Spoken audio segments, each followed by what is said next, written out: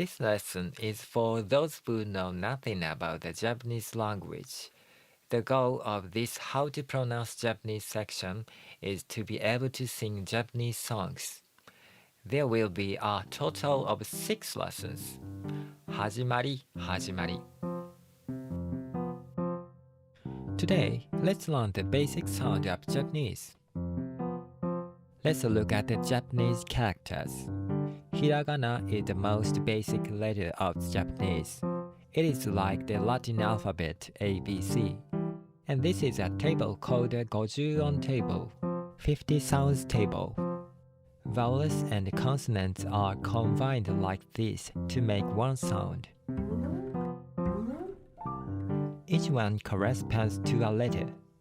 So this can be called the Hiragana table or the AIUEO table. I made a video of the AIUEO Song that you can watch to learn this. But I know it's a pain to jump to the link, so I'll sing it here. AIUEO かきくけこさしすせそそそそたちつててととなにぬねのはひふへほまみむめももももやいゆえよラリルレロロロロワイゆえよ If you look closely, you may say that there are no 50 sounds. 5 by 10 is roughly 50. But there are more than 50 sounds. ガギグゲゴザジズゼゾダジズデドドドドバビブベベボボ These sounds are expressed with an accessory in hiragana. The sound with a 10-10 point is called Takuya. It sounds kind, strong, or a little dirty. Papi pupepo. The sound with maru, circle, is called handakuon. It sounds cute. This sense is important. If you appreciate music, you should be sensitive to it.